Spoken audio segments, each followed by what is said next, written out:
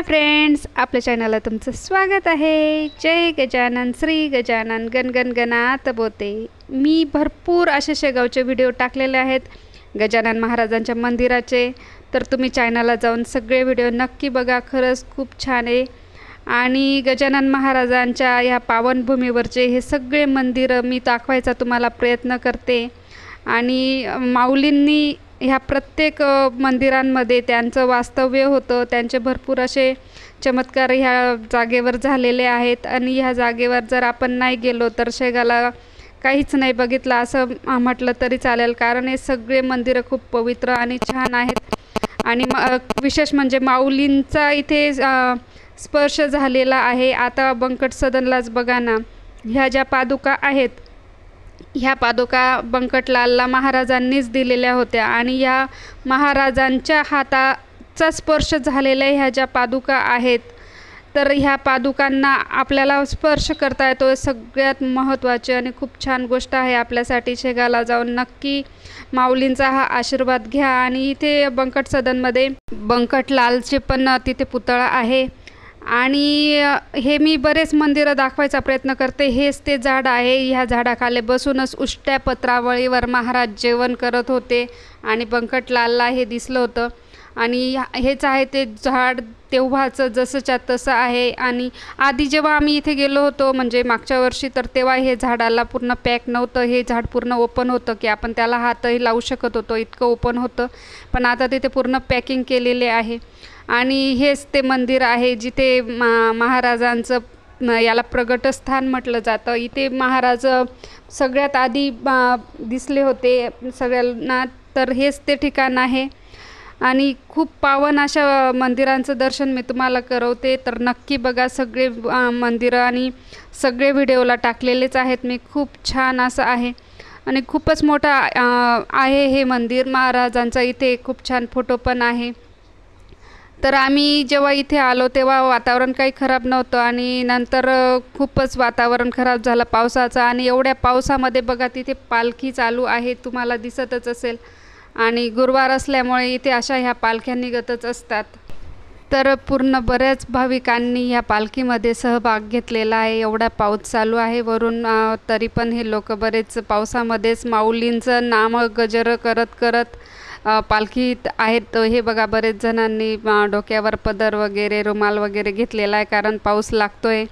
आणि खूप जोराचा नंतर वारा वादळ पण सुटलं आणि इतका जोरदार पाऊस सुरू झाला की बस हे बघा तुम्हाला दिसेल की झाडं पण हालतंय। हे बघा भरपूर असं खूप हालायला लागलं। आणि मग त्याच्यामुळे आम्हाला दुसऱ्या मंदिरातही जायचं होतं, मग थोडं आम्ही थांबलो। आणि थांबल्यानंतर बऱ्याच इथल्या गोष्टी पण माहिती झाल्या।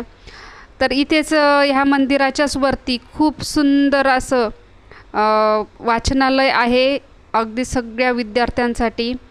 तर पाऊस चालू असल्यामुळे त्यांनी हे पूर्ण शटर वगैरे बंद करून घेतलं। आणि जेवढे पण इथे भक्त आलेले होते दर्शनासाठी, तर सगळे इथे बसलेले आहेत।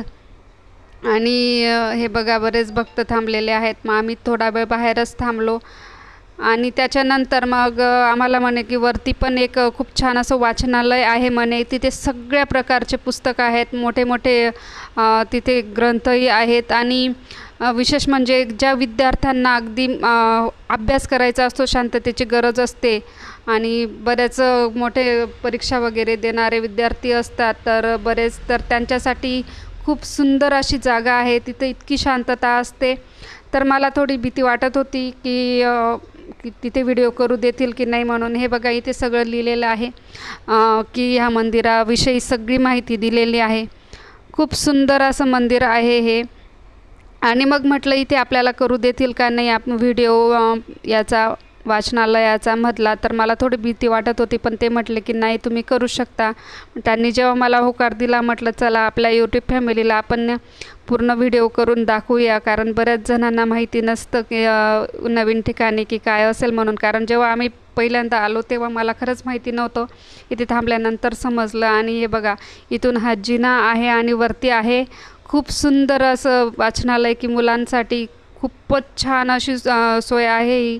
खूप मोठी जागा आहे, भरपूर असे पुस्तकं आहेत, शांततेचं ठिकाण आहे, व्यवस्थित अभ्यास होऊ शकतो विद्यार्थ्यांचा. आहे बघा, इथे अगदी शांतता आहे आणि बरेच विद्यार्थी इथे अभ्यासासाठी बसलेले आहेत. आणि हे बघा, खूप मोठं असं वाचनालय आहे आणि ते अभ्यास चालू असल्यामुळे मला जास्त थांबता नाही आलं, कारण जास्त थांबणं हे योग्य नाही, कारण बरेच मुलांचा अभ्यास चालू होता. आणि हेच ते ठिकाण आहे की जिथे माऊलींनी तिथे हा फोटोसुद्धा लावलेला आहे बाहेर माऊलींचा, की त्या मंदिरात त्या झाडाखाली माऊली बसले आणि त्यांना बंकटलाल वगैरे त्यांनी बघितलं म्हणून. तर खूप सुंदर असं हे मंदिर आहे. तुम्ही शेगावला जाल तेव्हा नक्की हा सगळं एरिया बघा, खूप सुंदर आहे, बघण्यासारखंच आहे. आणि भरपूर असा मोठा एरिया आहे ह्या ठिकाणी. खरंच खूप प्रसन्न वाटत होतं, कारण अर्थातच माऊलींचं तिथे वास्तव्य होतं. त्या प्रत्येक मंदिरांमध्ये इतकं छान वाटतं की म्हणजे मी शब्दात सांगू शकत नाही. आणि हे इथे आहे माऊलींचंच इथे बांधलेलं आहे मंदिर त्यांनी. तर हे बघा, पूर्ण मी तुम्हाला हा व्हिडिओ दाखवते. खूप छान असा आहे. आणि त्याच्याच पुढे थोडंसं 1-2-4 मिनटाच्याच अंतरावर आहे महादेवाचं मंदिर, की ह्या महादेवाच्या मंदिरामध्ये महाराज कायम बसायचे आणि इथेच महादेवांची खूप कृपा झाली होती त्यांच्यावर. महादेवांनी भरपूर अशा गोष्टी घडवल्या होत्या. इथे खूप चांगल्या गोष्टी घडलेल्या आहेत आणि इथे मध्ये व्हिडिओ करू देत नाही, त्याच्यामुळे मी बाहेरूनच तुम्हाला हे दर्शन घडवते, कारण तिथे चालतच नव्हतं मध्ये व्हिडिओ करायला. लिहिलेलंच आहे मोबाईल बंद ठेवा म्हणून, त्याच्यामुळे मी तो काही व्हिडिओ केला नाही. आणि महादेवाचं मंदिरही अगदी जसंच्या तसं आहे, दगडी कोरीवकाममध्ये. खाली उतरून महादेवाची पिंड आहे, तिथे खूप सुंदर अशी पिंड आहे. एकीकडे महादेवाची पिंड आणि एकीकडे आहे विष्णू भगवानांची मूर्ती. खरंच खूप अप्रतिम असा